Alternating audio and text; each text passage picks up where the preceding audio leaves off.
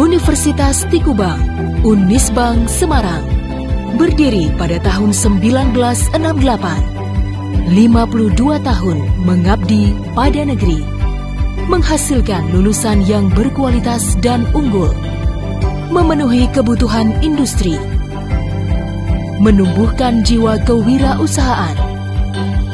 Entrepreneurial University based on IT, Unisbang hebat. Assalamualaikum warahmatullahi wabarakatuh. Perkenalkan, nama saya Rizka Sakia Alianti dari NIM 1705520233, Program Studi Akuntansi, Fakultas Ekonomika dan Bisnis, Universitas Tikubang Semarang. Pada video kali ini, saya akan memaparkan materi mengenai audit investigatif dengan teknik audit.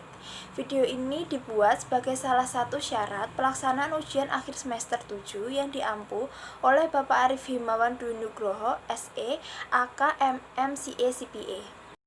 Sebelum pemaparan materi dimulai, saya akan memulai dengan menjelaskan definisi mengenai audit investigatif dan teknik audit. Nah, audit investigasi merupakan sebuah proses untuk mencari, menemukan, mengumpulkan, dan menganalisa suatu bukti-bukti secara sistematis oleh pihak yang berkompeten dan independen untuk mengungkapkan sebuah fakta dari kejadian yang sebenarnya tentang indikasi sebuah tindak pidana korupsi atau tujuan spesifik sesuai dengan peraturan yang berlaku. Sedangkan teknik audit merupakan sebuah cara-cara yang ditempuh oleh seorang auditor untuk memperoleh pembuktian dalam membandingkan keadaan yang sebenarnya dengan keadaan yang seharusnya terjadi. Nah, teknik audit ini erat hubungannya dengan proses audit, di mana teknik-teknik audit yang digunakan dalam proses audit untuk mencapai sebuah tujuan audit. Selanjutnya, saya akan menjelaskan terlebih dahulu apa itu pendekatan investigasi. Pendekatan dalam audit investigasi ini didasarkan pada penilaian yang logis terhadap seorang individu dan segala sesuatu atau benda yang terkait dengan tindak kecurangan tersebut. Prinsip-prinsip dalam melakukan investigasi yaitu: yang pertama, investigasi adalah tindakan mencari kebenaran dengan memperhatikan keadilan dan berdasarkan dengan ketentuan perundang-undangan yang berlaku di negara Indonesia.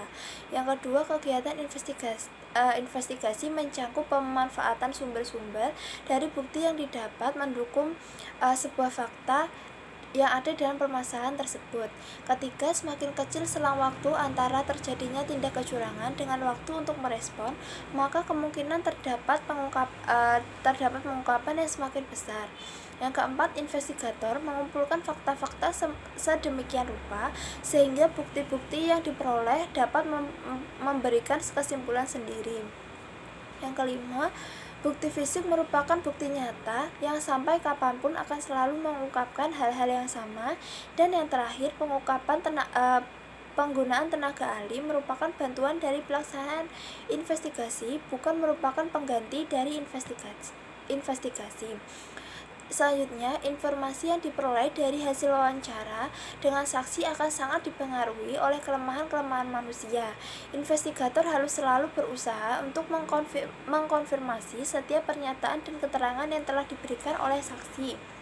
Jika investigator mengajukan pertanyaan yang cukup pada semua orang dan cukup pula, dapat diharapkan memperoleh jawaban yang benar. Selanjutnya, informasi merupakan nafas dan darahnya dari sebuah investigasi. Investigator harus mempertimbangkan segala kemungkinan yang ada untuk memperoleh informasi. Pengamatan informasi dan wawancara merupakan bagian yang terpenting dalam sebuah investigasi. Investigasi dilakukan dengan cara melakukan perencanaan, selanjutnya pelaksanaan laporan, dan yang terakhir tindak lanjut. Pengumpulan informasi, penambahan, penyusunan fakta dan proses kejadian, menetapkan dan menghitung tentatif kerugian keuangan yang telah diakibatkan oleh fraud, dan menetapkan tentatif penyimpangan dan penyusunan hipotesa-hipotesa awal. Nah, perencanaan dilakukan dengan cara pengujian hipotesa awal, identifikasi bukti-bukti, menentukan tempat atau sumber bukti, analisa hubungan bukti dengan pihak terkait, dan penyusunan program pemeriksaan investigatif. Selanjutnya, pelaksanaan dilakukan dengan cara pengumpulan bukti, pengujian fisik, konfirmasi, observasi, analisa dan pengujian dokumen, interview, penyempurnaan hipotesa, dan review kata kerja. Selanjutnya, laporan hasil pemeriksaan audit investigatif yang kurang lebih membuat unsur-unsur melawan hukum, fakta dan proses kejadian, dampak kerugian keuangan akibat penyimpangan atau tindak melawan hukum, sebab-sebab terjadinya tindakan melawan hukum, pihak-pihak yang terkait dalam penyimpangan atau tindakan melawan hukum yang terjadi. Yang terakhir, tahapan tindak lanjut ini merupakan proses yang sudah direncanakan dari tim audit kepada pimpinan organisasi dan secara formal selanjutnya diserahkan kepada penegak hukum. Penyampaian laporan hasil audit investigasi kepada pengguna laporan diharapkan sudah memasuki pada tahap penyidikan. Jenis-jenis bukti yang ada pada audit investigatif ini ada beberapa jenis, yaitu yang pertama pengujian fisik, konfirmasi, dokumentasi, observasi, tanya jawab dengan auditan, pelaksanaan ulang, dan prosedur analitis. KUHP menjelaskan terdapat beberapa sistem pengujian, yaitu yang pertama sistem pembuktian berdasarkan keyakinan yang dimiliki oleh hakim, yang kedua sistem pembuktian berdasarkan undang-undang secara positif, dan yang ketiga sistem pembuktian berdasarkan undang-undang secara negatif. Alat bukti menurut KUHP diperlukan untuk membuktikan adanya unsur tindak pidana. Pengertian alat bukti yang sah menurut pasal 184 ayat 1 KUHP yaitu berupa keterangan saksi, keterangan ahli, surat petunjuk, dan keterangan dari terdakwa. Barang bukti yang disebut oleh KUHP adalah barang yang mempunyai kaitan langsung dengan tindak pidana tersebut, yang dapat berupa alat untuk melakukan tindak pidana, yang kedua hasil perbuatan dari tindak pidana, dan yang ketiga objek dari tindak pidana. Metode-metode pengumpulan bukti untuk audit investigatif ini ada beberapa, yaitu membangun circumstantial case melalui interview saksi yang kooperatif dan dokumen yang tersedia. Yang ketiga, menggunakan circumstantial evidence untuk mengidentifikasi dan beralih ke saksi yang internal yang dapat memberikan bukti tentang pihak-pihak yang terkait. Dan yang terakhir ada seal and case atau identifikasi dan tanggapan atau bantahan dari pihak-pihak yang telah terlibat dan bukti adanya kesengajaan pelaku kecurangan melalui pemeriksaan atau examination subjek atau sasaran. Teknik pengumpulan bukti ada 3, yaitu pengujian fisik, wawancara, dan bukti dokumen. Evaluasi bukti perlu dilakukan analisis untuk menilai kesesuaian bukti dengan relevansi dengan hipotesis yang diperlukan sebagai landasan perlu atau tidaknya pengembangan bukti secara langsung. Dalam melakukan evaluasi bukti, perlu menilai kualitas bukti, dan kualitas bukti yang telah diperoleh tersebut harus dievaluasi terlebih dahulu. Kualitas bukti tercakup menjadi 3, yaitu relevansi, materialitas, dan kompetensi.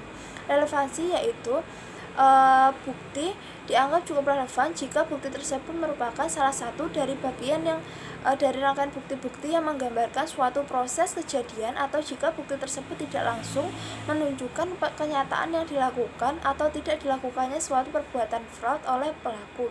Suatu bukti mungkin awalnya dianggap tidak relevan, namun berdasarkan perkembangan lebih lanjut ditemui relevansi bukti tersebut dalam kasus yang sedang ditangani oleh auditor. Selanjutnya ada materialitas. Materialitas dalam audit investigatif menekankan pada hubungan bukti terhadap tersangka yang diindikasikan dan tidak melihat besarnya dari nilai yang terkandung dalam bukti tersebut, karena seluruh bukti menunjukkan nilai dari suatu transaksi. Yang terakhir ada kompetensi. Dalam audit investigatif, kompetensi suatu bukti tidak hanya didasarkan pada proses pembuatannya, tetapi juga proses perolehan bukti tersebut oleh auditor. Bukti yang diperoleh secara ilegal tidak diterima menurut hukum. Di samping itu, kompetensi juga menyangkut kewenangan auditor untuk memperoleh bukti. Bukti yang secara hukum bersifat rahasia umumnya tidak kompeten, kecuali didukung dengan bukti-bukti yang lain yang secara hukum dapat diterima.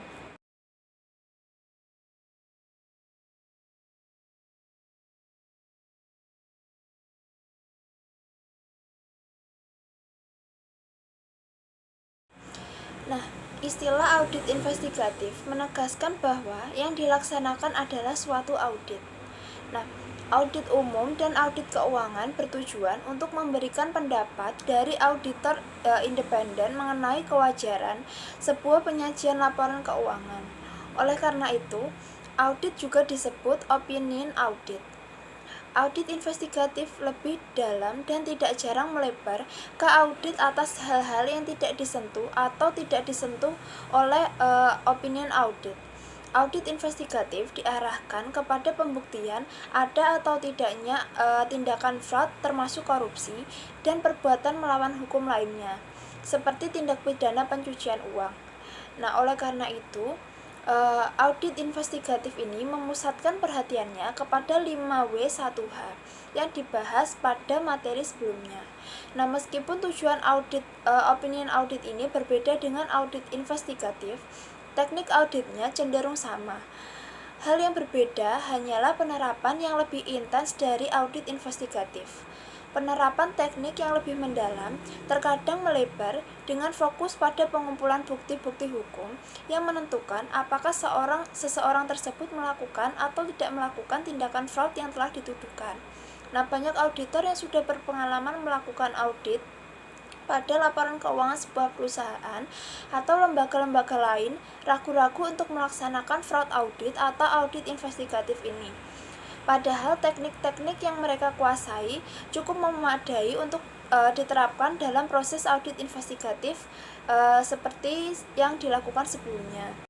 Teknik audit merupakan cara-cara yang dipakai dalam mengaudit kewajaran penyajian sebuah laporan keuangan. Hasil dari penerapan teknik audit adalah bukti audit. Oleh karena itu, penulis yang menggunakan istilah teknik audit dan jenis bukti audit atau types of audit evidence dengan makna yang sama. Nah, pada video ini saya akan membahas mengenai 7 teknik yang dirinci dari kata kerja dari sebuah teknik-teknik audit investigatif. Yang pertama yaitu memeriksa fisik atau physical examination, yang kedua meminta konfirmasi atau confirmation, yang ketiga ada memeriksa dokumen atau documentation, yang kelima meminta informasi lisan atau tertulis dari auditi, yang keenam menghitung kembali, dan yang ketujuh mengamati. Jika teknik-teknik audit tersebut diterapkan dalam audit umum, maka bukti dari audit yang berhasil dihimpun akan mendukung pendapat dari auditor yang telah dikemukakan. Dalam audit investigatif, teknik-teknik audit tersebut bersifat eksploratif atau mencari wilayah garapan atau probing maupun pendalaman atau misalnya confirmation dan documentation. Teknik-teknik audit relatif sederhana untuk diterapkan dalam audit investigatif. Sederhana namun ampuh. Tema kesederhanaan dari pemilihan teknik audit ini termasuk audit investigatif yang ditemukan pada beberapa penulis pasca Sarbanes-Oxley. Fraud adalah buku yang dikarang oleh Howard R. Davia. Ia merupakan seorang akuntansi forensik dari General Accountability Office di Amerika Serikat. Menandakan bahwa mata kuliah ini merupakan mata kuliah pengantar untuk pemula. Davia sebenarnya ingin mengingatkan kepada kita bahwa teknik audit merupakan teknik yang dapat digunakan untuk pemula sekalipun. Bisa menjadi teknik yang ampuh jika digunakan secara tepat. Pengertian serupa diberikan oleh Thomas P. Hawke dalam bukunya yang berjudul Why and How Audit Must Change. Salah satu teknik yang digunakan adalah analytic procedure yang dijelaskan dengan sifat adjektif yang serba wah, yaitu quality, efisiensi, client, service, dan staff moral. Teknik ini juga akan dibahas berulang kali oleh Hawke dalam bukunya di atas yang menekankan bahwa pentingnya think analysis first dan bukan langsung terjun ke prosedur audit atau audit investigatif yang detail. Mengenai sifat eksploratif dari teknik audit untuk audit investigatif, Davia mengibaratkan orang memancing. Memancing bukanlah sekedar memasang umpan pada kail dan melemparkan tali pancing sambil mengharapkan ikan datang. Mungkin saja ikan yang akan datang memakan umpan. Banyak auditor mencoba untuk menangkap fraud dengan cara demikian. Pemancing yang terampil mulai dengan bertanya pada dirinya, ikan apa yang akan dipancing hari ini? Untuk ikan yang berbeda ada pancing yang berbeda pula dan umpan yang berbeda pula. Ada lokasi juga yang berbeda. Probing atau eksplorasi dalam menemukan fraud tidak berbeda dari pemancing tadi. Terdapat beberapa kunci keberhasilan pelaksanaan audit investigatif, yaitu yang pertama, mengerti dengan baik persoalan yang akan dipecahkan, apa yang akan diaudit. Yang kedua, kuasai dengan baik teknik-teknik audit investigatif yang akan digunakan. Yang ketiga, cermat dalam menerapkan teknik yang dipilih.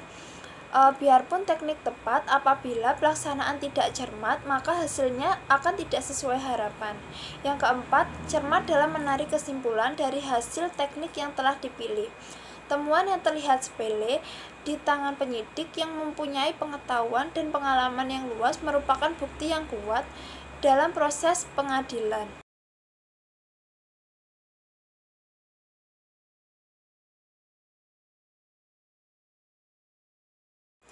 Teknik audit yang pertama yaitu memeriksa fisik dan mengamati.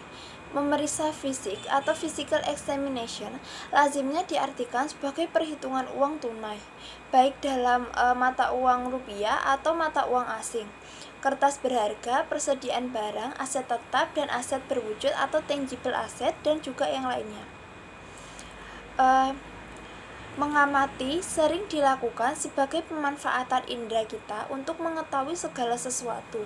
Jika melakukan kunjungan ke pabrik, kita dapat melihat luasnya pabrik, peralatan yang ada, dan kegiatan yang dilakukan, juga banyaknya dan beragamnya tenaga kerja yang ada.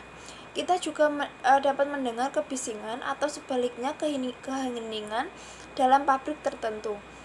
Kita dapat mencium atau membaui segala sesuatu, mungkin sesuatu yang wangi seperti di dalam pabrik parfum, aromatik, obat, dan lain-lain, bahkan bau yang menyengat misalkan di tempat penyamakan kulit atau tempat pengelolaan sampah. Kita dapat mencicipi misalnya di pabrik yang menghasilkan makanan. Kita merasakan suhu panas atau dingin di tempat bekerja. Singkatnya, mengamati adalah menggunakan indera, bisa dari salah satu atau segala indera yang kita punya. Nah, untuk audit investigatif ini dapat dibedakan pemeriksaan fisik dan pengamatan. Dalam kedua teknik ini, investigator menggunakan inderanya untuk mengetahui atau memahami segala sesuatu. Dari beberapa contoh, kita dapat melihat tingkat pemahaman yang bisa diperoleh dari pengamatan dan pemeriksaan fisik di bawah ini. Nah, yang pertama, dari kunjungan ke lokasi yang terkena dampak semburan lumpur panas di Porong Sidoarjo pada tahun 2006, investigator menyaksikan sendiri apa yang telah terjadi dan luasnya musibah ini. Di salah satu bentuk pemahaman, investigator mempunyai bayangan. Pemahaman ini penting ketika nantinya ia membaca laporan para ahli secara rinci tentang luasnya kerusakan dan besarnya kerugian yang terjadi. Yang kedua, dari kunjungan ke wilayah yang terkena gempa, para relawan dan petugas dari dinas sosial dapat menentukan jumlah kilometer jalan, rumah, sekolah, rumah ibadah, kantor, pabrik, dan lain-lain yang mengalami kerusakan. Nah, pemahaman seperti ini lebih dari bayangan mengenai intensitas kerugian akibat semburan lumpur panas yang terjadi di Sidoarjo tadi. Di sini ada data kuantitatif. Yang ketiga, pengamatan tenaga ahli dari maskapai asuransi akan memberikan kepadanya pemahaman yang lebih mendalam lagi, yaitu siapa yang bertanggung jawab dan siapa yang layak menerima klaim ganti rugi atas kerugian tersebut. Ini pernyataan yang senantiasa dihadapkan maskapai asuransi dan mereka harus membuat bukti dari jawaban investigator seringkali mendapatkan situasi yang sama. Nah, yang keempat, pengamatan juga memberi petunjuk adanya fraud. Jika saja investigator mengamati jalan, sumber daya infras, dan bangunan lain sebelum mereka roboh, mereka mempunyai petunjuk penting tentang kemungkinan korupsi yang terjadi dalam pembangunan infrastruktur. Salah satu contoh dari penemuan fraud yaitu biaya kontrak pengecatan gedung-gedung Pentagon yang terjadi di Departemen Pertahanan Amerika Serikat luar biasa tingginya dan terus-menerus naik dari tahun ke tahun. Seorang investigator memutuskan untuk melakukan observasi dari luasnya bidang yang harus ia catat. Nah, investigator tersebut memperoleh data mengenai luas bidang yang harus dicat dan pengawasan bangunan atau Building Engineering Department. Nah, investigator tersebut melakukan kunjungan lapangan. Ia membandingkan gambar yang telah diberikan pengawas bangunan dengan kenyataan yang ada. Pengamatan menunjukkan kesenjangan yang besar antara luas bidang dan kontrak dengan bidang yang diamati pada kenyataan. Penelitian lebih lanjut menunjukkan luas bidang dalam kontrak kerja juga meliputi gorong-gorong air di bawah tanah yang tidak pernah dicat karena memang tidak perlu dicat. Investigator berhasil membuktikan bahwa kontraktor dan building engineer ini melakukan kolusi dengan melakukan kerugian Pentagon. Teknik kedua yaitu meminta informasi dan konfirmasi. Meminta informasi, baik lisan maupun tertulis, kepada auditi merupakan sebuah proses yang biasa dilakukan oleh seorang auditor. Pertanyaannya, apakah dalam audit investigatif tersebut perlu dilakukan? Apakah sebaiknya kita meminta informasi supaya yang diperiksa tidak mengetahui apa yang kita cari, dan yang bersangkutan juga mempunyai kepentingan dan peluang untuk berbohong? Seperti dalam audit, juga audit investigatif, permintaan informasi harus dibarengi dengan diperkuat dan atau berkolaborasi dengan informasi dari sumber lain atau diperkuat dengan substansi dengan cara lain. Permintaan informasi sangat penting dan juga merupakan prosedur normal dalam suatu audit investigatif.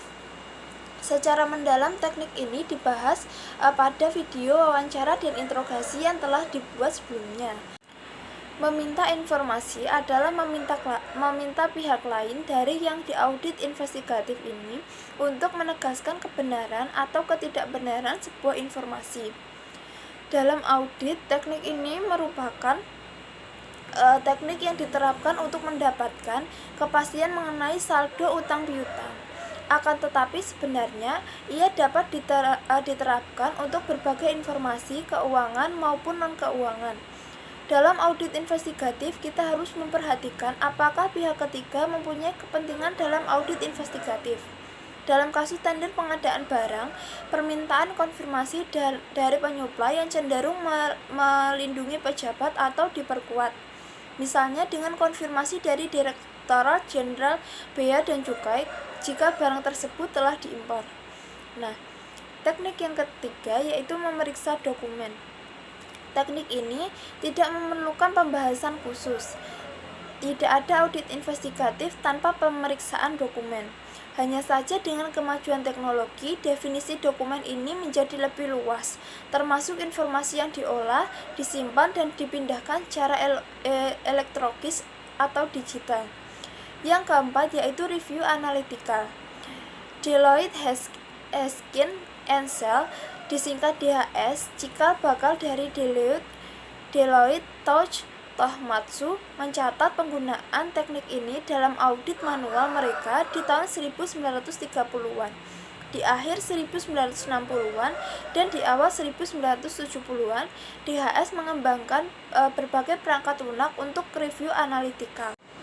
Di antaranya Statistical Technique for Analytical Review atau STAR in Auditing. Judul yang sama digunakan sebagai judul dari buku yang ditulis kedua oleh pionir dalam bidang ini, yaitu Kenneth W. Stranger dan Trevor R. Stewart. Dalam review analytical yang penting bukannya perangkat lunak tetapi semangatnya. Seperti dikatakan oleh Hawke di atas, yaitu think analytical first. Ini ciri auditor dan investigator yang tangguh, yaitu menguasai gambaran besarnya terlebih dahulu. Stringer and Stewart menulis, analytical review is a form of deductive reasoning in which the property of the individual detail is inferred from evidence of the reasonable of the aggregate result. Perhatikan mereka mendefinisikan review analitika sebagai a form deductive reasoning, sebagai salah satu penalaran deduktif. Tekanannya adalah pada penalaran dan proses berpikirnya. Penalaran yang membawa seorang auditor atau investigator pada gambaran mengenai wajar dan layak atau pantasnya suatu data individu yang disimpulkan dari gambaran yang diperoleh secara global, menyeluruh atau agregat. Hal ini akan diperagakan dengan contoh-contoh, yaitu bagaimana kesimpulan atau inference yang diperoleh. Stringer and Stewart melanjutkan, it influences a comparison of the recorded financial result with result that my reasonability. Pada dasarnya, seorang investigator secara intuitif terobsesi dengan sesuatu yang agaknya tidak benar, sesuatu yang melenceng, dan bahwa something must be wrong because it appears so. Oleh karena itu, ia memerlukan patokan atau benchmark untuk membandingkan dengan apa yang dihadapinya. Patokan ini yang dirumuskan oleh Stringer and Stewart sebagai result that may be reasonably be expected. Misalnya, kita sedang mengaudit investigatif suatu bank yang berkewajiban untuk memungut pajak penghasilan atas bunga yang diperoleh oleh nasabah. Apakah bank menyetorkan pajak penghasilan ini sesuai dengan ketentuan, baik dalam jumlah maupun waktu penyetorannya? Apakah audit investigatif ini harus dimulai dari cabang-cabang atau kantor-kantor perwakilan, atau menuntut review analitikal atau tidak? Dapat dimulai dengan mencocokkan angka-angka yang agregat. Pertama, dapat ditentukan dari jumlah penghasilan yang telah disetorkan untuk bank secara keseluruhan, baik di kantor pusat maupun kantor cabang. Menurut pembukuan bank itu, data A. Selanjutnya, harus lakukan adalah Stringer and Stewart sebagai result that my reasonably be expect. Ini adalah hasil perkalian antara tarif pajak, misalnya 10% dengan jumlah yang dibayarkan bank itu kepada para nasabah, atau data B. Perbedaan antara data A dan data B bisa merupakan perbedaan waktu atau timing difference saja, yaitu perbedaan antara saat memotong dan saat menyetorkan pajak penghasilan. Nah, timing difference ini juga mudah dialokasikan. Tetapi mungkin juga ada perbedaan yang bersifat permanen atau permanent difference, misalnya dalam hal deposan dalam negeri yang mendapatkan pembebasan pajak penghasilan dan deposan di cabang-cabang luar negeri di mana bank tidak berkewajiban memungut pajak penghasilan. Nah, perbedaan ini mudah diketahui karena umumnya jumlah deposan dalam negeri yang dibebaskan tidak banyak. Sedangkan untuk deposan cabang-cabang di luar negeri, kita dapat mengabaikan seluruh data bunga luar negeri. Nah, ini merupakan bagian dari database semula. Dengan contoh ini, mari kita dapat dikaji divisi review analitikal yang telah diungkapkan sebelumnya. Ini merupakan data dari data B yang di-adjust untuk deposan dalam negeri yang dikecualikan pemungutan pajak penghasilan dan bunga-bunga di cabang-cabang luar negeri. Nah, yang kedua, a form deductive reasoning. Di sini kita dapat membuat dedukasi dari data agregat tersebut, data global, data menyeluruh, dan dalam hal ini adalah data A dan data B. Deduksi ini berkenaan dengan the property of individual detail. Kelayakan, kewajaran, atau kepantasan properti dari individual detail ini di sini adalah pemungutan dan penyetoran pajak penghasilan oleh bank secara transaksi demi transaksi, cabang demi cabang, atau mungkin per pejabat bank sesuai dengan kewenangan yang berlaku. Kita think analysis first dan tidak langsung terjun dan menyibukkan diri dengan detail substantif test. Nah, ada bermacam-macam variasi dari teknik-teknik interview analitika, namun semuanya didasarkan atas perbandingan antara apa yang dihadapi dengan apa yang layaknya terjadi, dan berusaha menjawab sebab terjadinya kesenjangan. Apa ada kesalahan atau error, fraud, atau ada yang salah dalam merumuskan patokan. Nah, di bawah ini saya akan menjelaskan mengenai teknik dari review analitikal yang disajikan dengan label-label tertentu untuk memudahkan pemahaman. Yang pertama, Bear Tips, Vergleich, dan Z. Vergleich.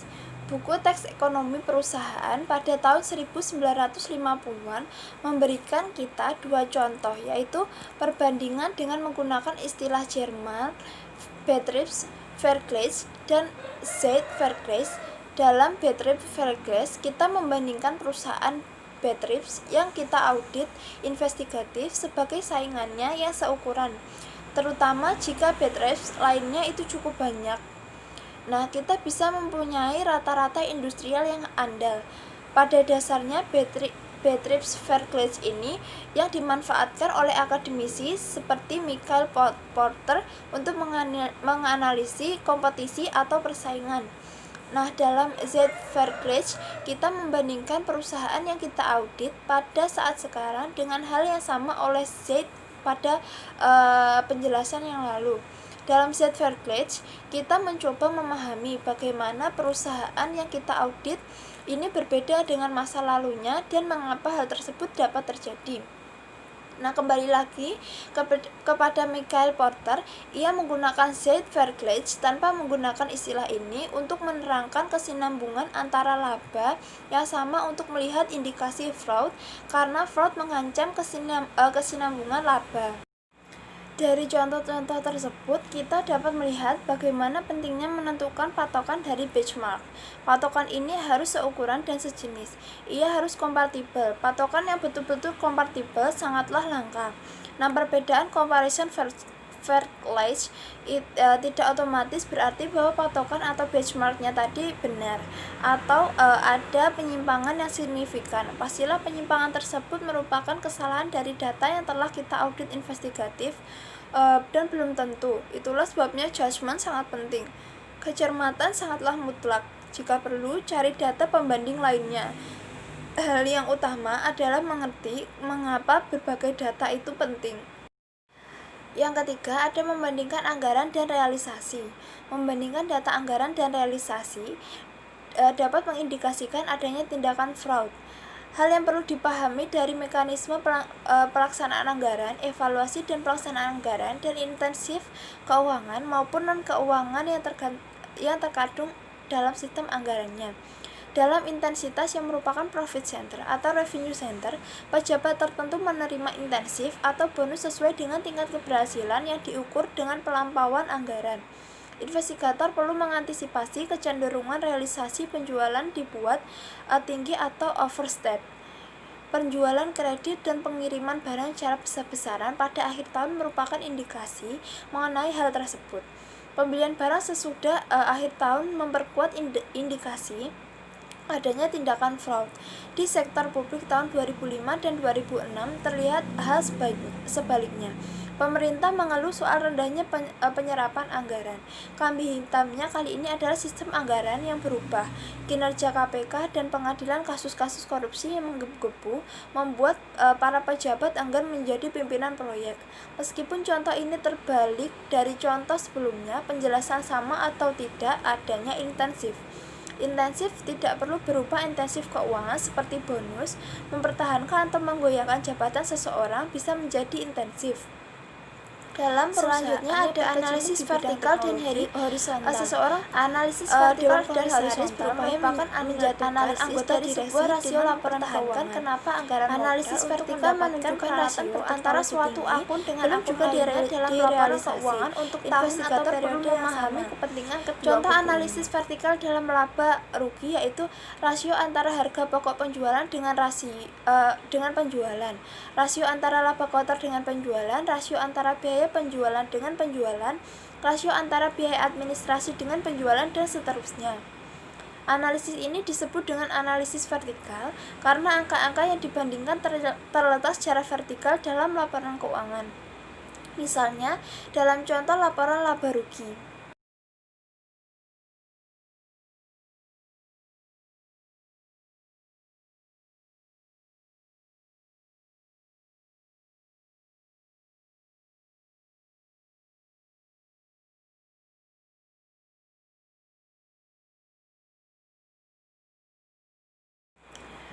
Analisis vertikal dapat dilakukan untuk neraca.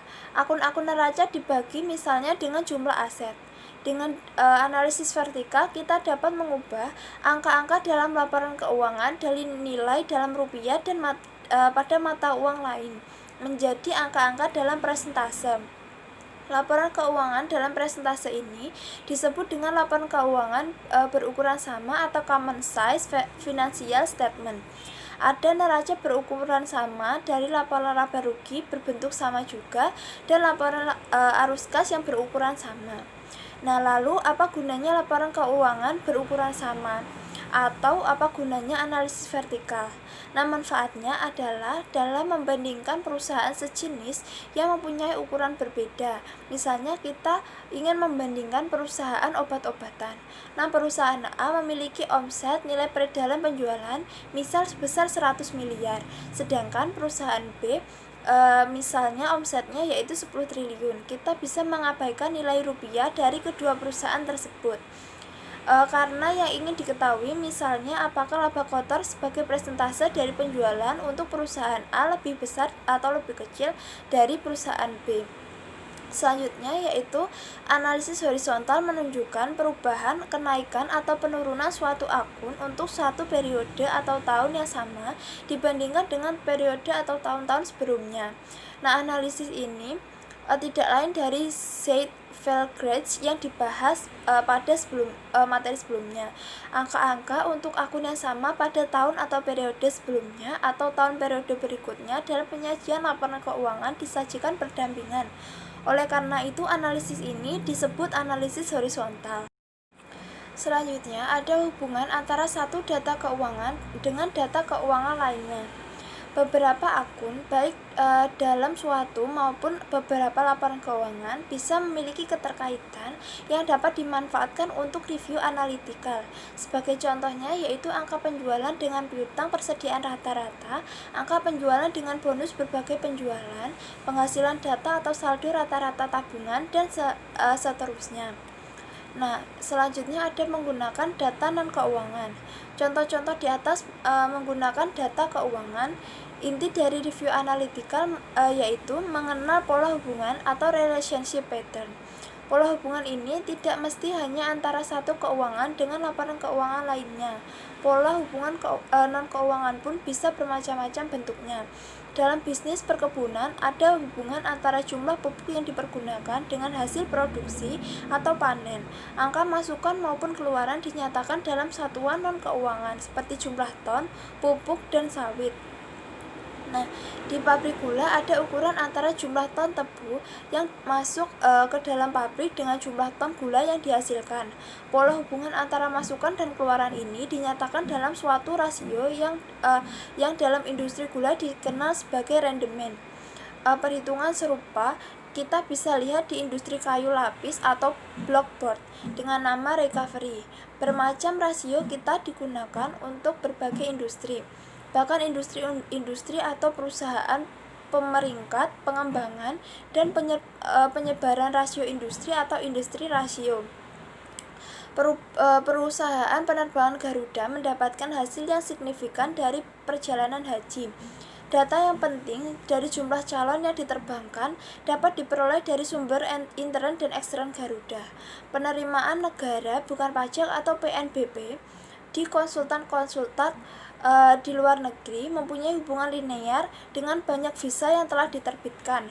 Review analytical sering dilakukan dengan hitung cepat dalam bahasa Inggris atau biasa disebut back of the envelope computation untuk menunjukkan keganjilan. Seorang bankir mencatat informasi yang telah diterima dari calon nasabah kreditnya. Dengan cepat ia menentukan bahwa pabrik pulp berdasarkan berkapasitas besar di lokasi yang terisolasi tidak dapat beroperasi karena bahan bakunya tidak akan cukup. Semua data yang membuat kesimpulan itu perlu selama makan siang dilakukan dengan calon debiturnya. Selanjutnya, ada regresi atau analisis tren. Dengan data horizontal yang memadai atau biasanya makin banyak akan makin baik. Review analytical dapat mengungkapkan tren. Berbagai perangkat lunak mempermudah hitungan dan grafiknya.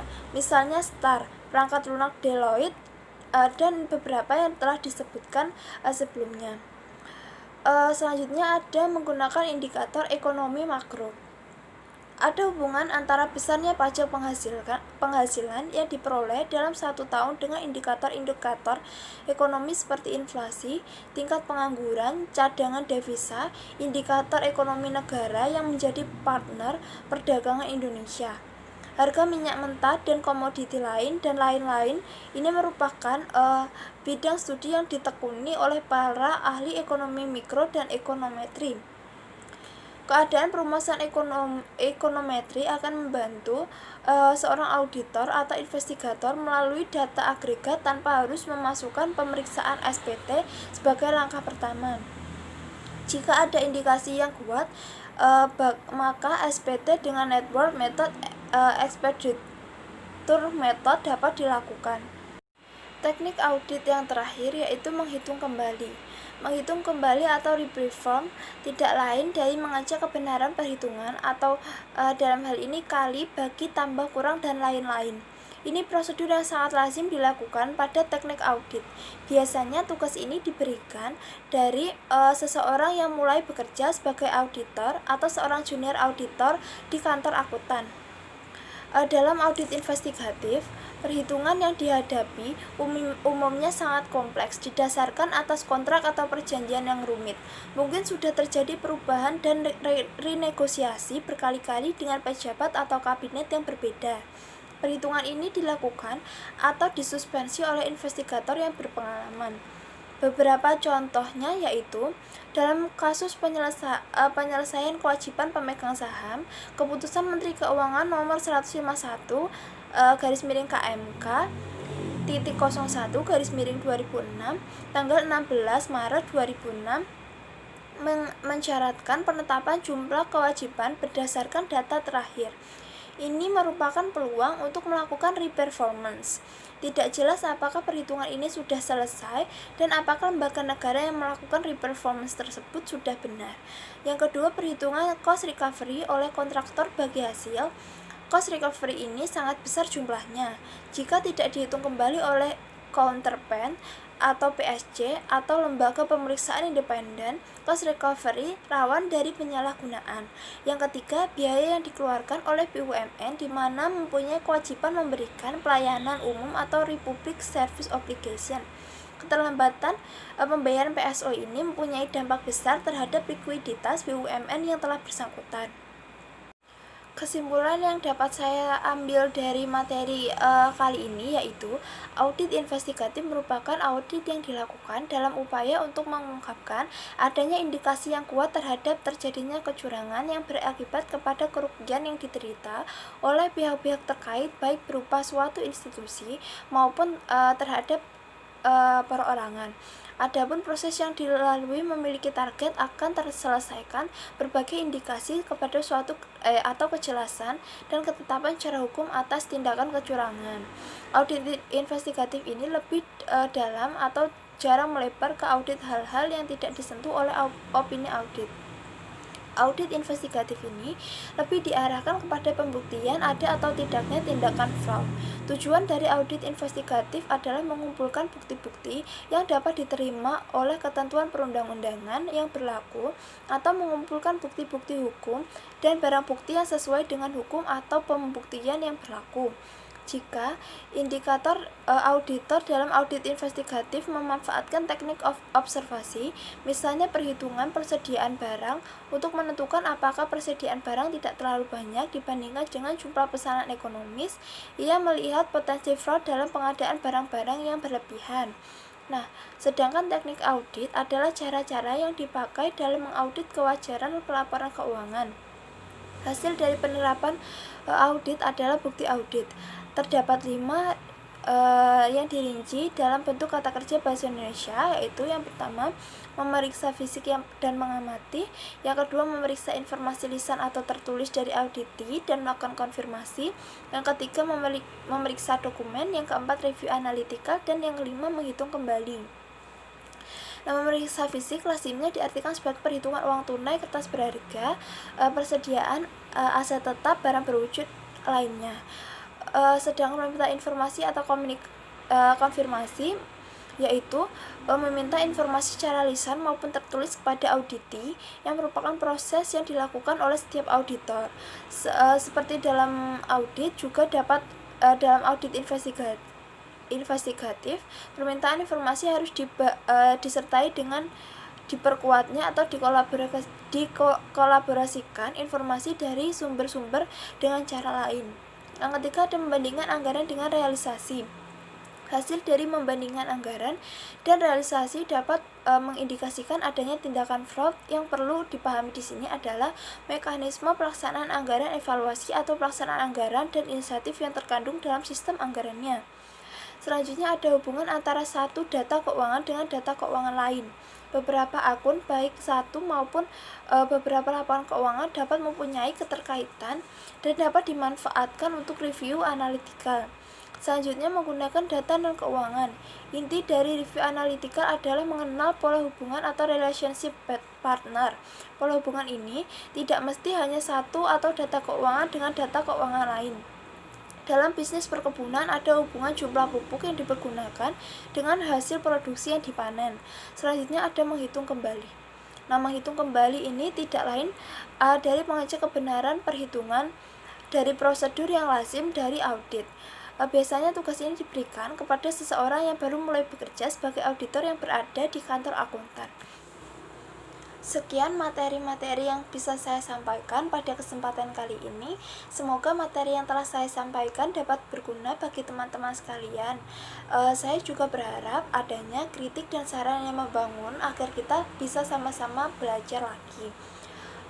Seperti kata-kata dari salah satu tokoh yang ada di Indonesia, yaitu sejuta merpati tidak akan pernah terbang bila tidak mau belajar terbang, dan berjuta bintang tidak akan pernah bersinar jika tetap selalu siang.